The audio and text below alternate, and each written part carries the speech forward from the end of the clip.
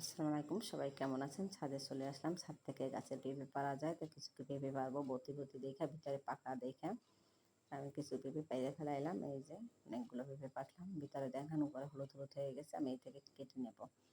তা আমি নিচে নিয়ে চলে আসলাম। এসে জিরা আর পেঁয়াজ বাটা দিয়ে কষাচ্ছি। তেল দেবো এবার। আমি সরিষার তেল খাই, তাই আমি সরিষার তেল ঢেলে দিলাম। তো বেশি পরিমাণ তেল দেবো না, অল্প করে তেল দিয়ে দিলাম। এবার এটা ভালো করে একটু কষায় নিতে হবে। নাড়াই চাড়াই সব মিশাই দিচ্ছি। পেঁপে সবাই কাঁচা রান্না খায়, আমি কাটছি এমন পেঁপে যার ভিতরে পাকা কিন্তু শক্ত। দেখবেন, একটু অপেক্ষা করেন। আমি পেঁয়াজ আটিটা কষানো হলে আমি তার ভিতরে লবণ দিয়ে দিলাম। বেশি মশলা আমি দিব না, পেঁপে কিছু কিছু তরকারি আছে বেশি মশলা দিলে ভালো লাগে না। একটু হলুদ আর একটু মরিচ দিয়ে দেবো। আমি হালকা পাতলা মশলা দিয়ে এই পেঁপেটা, পাকা পেঁপেটা রান্না করব। মরিচ দিয়ে দিলাম, যেহেতু পাকা পেঁপে একটু মিষ্টি লাগবে, একটু মরিচের পরিমাণ একটু সামান্য বেশি দিলাম। সব মশলাটা একটু ভালো করে কষাই নিলাম। ভালো করে নাড়াই চাড়াই কষাই নেব। তো কষানো হয়ে গেলে দিকে আমি পেঁপে কেটে নিয়েছি। পেঁপেগুলো একটু সুন্দর করে ধুয়ে নিচ্ছি। এই যে দেখেন, পাকা পাকা পেঁপে, কিন্তু এর শক্ত পেঁপে। দেখছেন কত সুন্দর পেঁপে। তো মশলাটা দিকে আমার কষানো হয়ে গেছে। এর ভিতরে আমি চিংড়ি মাছ কুটে রাখছিলাম, চিংড়ি মাছ দিয়ে দিলাম।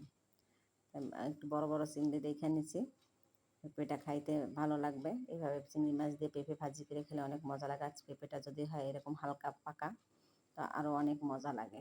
আপনারা ট্রাই করে দেখবেন। কাঁচা পেঁপে তো সবাই খান, এরকম হালকা পেঁপে পাকা পেঁপে যদি একটু রান্না করে খাইয়ে দেখেন, দেখবেন যে কতটা মজা লাগে। আমি চিংড়ি মাছটা ভালো করে কষাই নিলাম, নাড়াই ছাড়াইয়ে। মাছটা কষানো হয়ে গেলে একটু পানি দিয়ে দিলাম। পানিটা টানার অপেক্ষা করব। এই যে পানিটা একটু গরম হয়ে ফুটতেছে, মাছটাও সিদ্ধ হয়ে যাবে। চিংড়ি মাছগুলো একটু বেশি পরিমাণে আমি নিছি,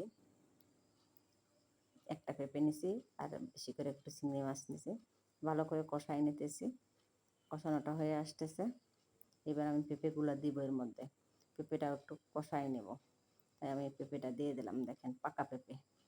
পেঁপেটা দিয়ে ভালো করে একটু কষাই নিতে হবে। নাড়াই ছাড়াই সারা পেঁপের গায়ে মশলাটা মাখাই দিতে হবে এবং ভালো করে একটু কষাই নিতে হবে। কষাই নিতেছি পেঁপেটা, একটু সময় কষাবো। দেখছেন পেঁপেগুলো কত সুন্দর পাকা পাকা, কিন্তু নরম না পেঁপেগুলো। পেঁপেগুলো কিন্তু শক্ত। কাঁচা পাকা পেঁপে যেগুলোকে বলে, সেগুলোই এই পেঁপে। তা প্রায় কষানো হয়ে আসছে, আর একটু পানিটা টানবে। কষানো হচ্ছে, ভালো করে কষাই নিচ্ছে একটু। প্রায় হয়ে আসছে কষানো, নাড়াই চাড়াই দিতে হচ্ছে, পুড়ে না যায়। এবার একটু পানি দিয়ে দেবো। পানিটা কমই দেব, অল্প পানি দিয়ে সিদ্ধ করব, কারণ আমি কষাই নিছি যেহেতু, সেহেতু এত পানি দেওয়ার দরকার হবে না। অল্প পানিতেই, অল্প একটু পানি দিছি, এতেই সিদ্ধ হয়ে যাবে পেঁপে। আমি কিছুক্ষণ ঢেকে রাখবো, অল্প সময় ঢেকে রাখবো। রাখার পরে দেখা যায় পানিটা টেনে গেছে, পেঁপেটাও সেদ্ধ হয়ে গেছে। এই যে দেখেন, পানিটা টেনে আসছে, পেঁপেটাও সেদ্ধ হয়ে গেছে। আমি পানিটা একদম ভাজা ভাজা করার অপেক্ষা করতেছি। আর একটু জাল হইলে পেঁপেটা হয়ে যায়। আমি চাপে দেখতেছি যে পেঁপেটা সিদ্ধ হয়েছে কিনা। হ্যাঁ, পেঁপেটা সিদ্ধ হয়ে আসছে। ঝোলটা টাইনে গেলেই আমি তুলে ফেলবো। ঝোলটা টাইনে আসছে, আর একটু ভাজা ভাজা করব। আপনারা খাইলে রান্নাও করতে পারেন, কিন্তু আমি পাকা পেঁপেটা মানে ভাজা পছন্দ করি। তো সবাই ভালো থাকবেন। আল্লাহ।